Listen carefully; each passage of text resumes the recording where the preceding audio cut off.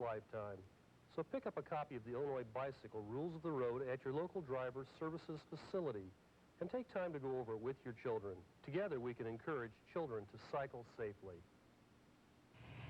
Welcome back with Carolyn and Phil. Now, I should tell you something. Last fall, my mother called me and she was very excited, and she had seen Wall Street Week. Oh, yes. Faithful watcher of Wall Street Week, both my parents. And she told me about this LaGrange Park couple who had played on it, and she just thought it was wonderful, and she was describing it to me, and I was so sorry that I missed it. But I think it was sometime around the New Year's program.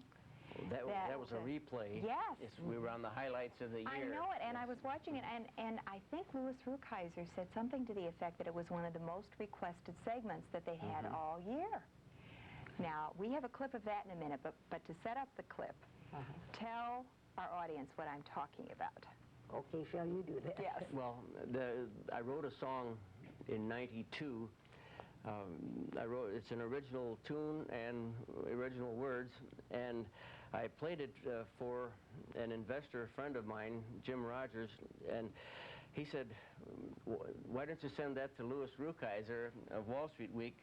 I think he would like it. And up to that point, I had done it just for our own amusement. But I did send it to him, and he liked it very much. So then, at the end of '92, it was shown as one of the highlights of the year. And I like his phrase, as indisputable international cultural highlight of the year. I memorized that. Well, I would too. And then we wrote another one for this year, and it was shown on July 9th and 10th. And we have just finished one, another one that he hasn't even seen. Well, now, I think it's really something to get on a program like that. As far as I know, they've never put a segment like that on Wall Street. It's the first in 22 years that the show has been on. Isn't that? So we're proud of that. Yeah. Yes. Did you know that it was going to be on? Oh, yes. Oh, they did tell you in advance that it would be on? Yeah. Well, let's take a look at it, because it's a memorable clip. And it was one of the most requested parts of Wall Street Week, which is a global program.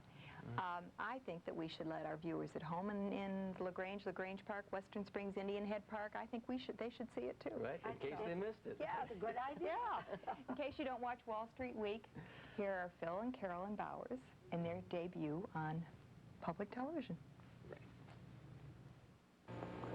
And finally, something for your stocking and that of your CD.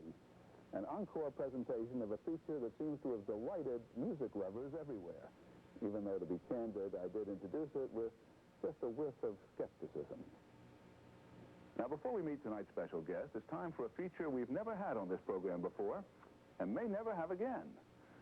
Philip H. Bowers, a retired New York life insurance manager in LaGrange Park, Illinois, composed a song and taped it with the invaluable help of his wife, Carolyn. And we thought you might enjoy, as we did, this version of what he calls those weary stock market blues. I've been rich and I've been poor. Which is better? But now I've got those weary stock market blues. I lost my shirt and my shoes. I can show you how to lose. When I buy blue chips, they soon turn into cow chips. Thanks to Wall Street Week, I was dancing with the elves. Those witty investors say we shouldn't try it by ourselves. I'm not a miser. I just want to be like Louis Rukeyser. Eat your heart out, MTV. Well, that was fun to see again. I enjoyed it. Yeah. It was fun.